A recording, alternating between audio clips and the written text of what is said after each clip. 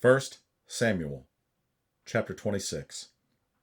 And the Ziphites came unto Saul to Gibeah, saying, Doth not David hide himself in the hill of Hachilah, which is before Jeshimon? Then Saul arose and went down to the wilderness of Ziph, having 3,000 chosen men of Israel with him, to seek David in the wilderness of Ziph. And Saul pitched in the hill of Hachilah, which is before Jeshimon, by the way. But David abode in the wilderness, and he saw that Saul came after him into the wilderness. David therefore sent out spies, and understood that Saul was come in very deed. And David arose, and came to the place where Saul had pitched, and David beheld the place where Saul lay, and Abner the son of Ner, the captain of his host, and Saul lay in the trench, and the people pitched round about him. Then answered David and said to Ahimelech the Hittite, and to Abishai the son of Zeruiah, brother to Joab, saying, Who will go down with me to Saul to the camp? And Abishai said, I will go down with thee. So David and Abishai came to the people by night, and behold, Saul lay sleeping within a trench, and his spear stuck in the ground at his bolster, but Abner and the people lay round about him. Then said Abishai to David, God hath delivered thine enemy into thine hand this day. Now therefore let me smite him, I pray thee, with the spear, even to the earth at once, and I will not smite him the second time. And David said to Abishai, Destroy him not, for who can stretch forth his hand against the Lord's anointed, and be guiltless? David said furthermore, As the Lord liveth, the Lord shall smite him, or his day shall come to die, or he shall descend into battle and perish. The Lord forbid that I should stretch forth mine hand against the Lord's anointed, but I pray thee, take thou now the spear that is at his bolster, and the cruse of water, and let us go. So David took the spear and the cruse of water from Saul's bolster, and they gat them away, and no man saw it, nor knew it, neither awaked, for they were all asleep, because a deep sleep from the Lord was fallen upon them. Then David went over to the other side, and stood on the top of an hill, afar off, a great space being between them.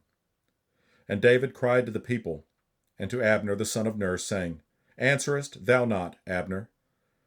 Then Abner answered and said, Who art thou that criest to the king? And David said to Abner, Art not thou a valiant man?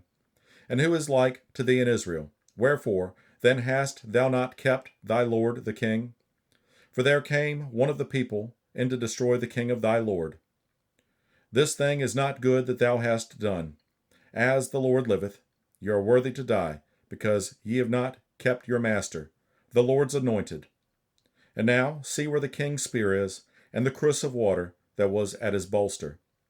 And Saul knew David's voice, and said, Is this thy voice, my son David? And David said, It is my voice, my lord, O king. And he said, Wherefore doth my lord thus pursue after his servant? For what have I done, or what evil is in mine hand? Now therefore I pray thee, let my lord the king hear the words of his servant. If the Lord have stirred thee up against me, let him accept an offering. But if they be the children of men, cursed be they before the Lord. For they have driven me out this day from abiding in the inheritance of the Lord, saying, Go serve other gods.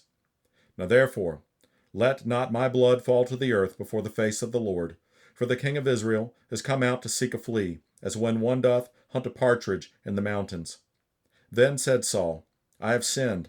Return, my son David, for I will no more do thee harm, because my soul was precious in thine eyes this day. Behold, I have played the fool, and have erred exceedingly.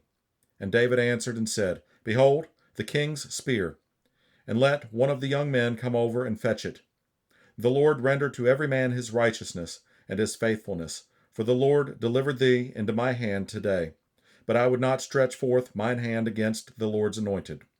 And behold, as thy life was much set by this day in mine eyes, so let my life be much set by in the eyes of the Lord, and let him deliver me out of all tribulation. Then Saul said to David, Blessed be thou, my son David. Thou shalt both do great things, and also shalt still prevail. So David went on his way, and Saul returned to his place.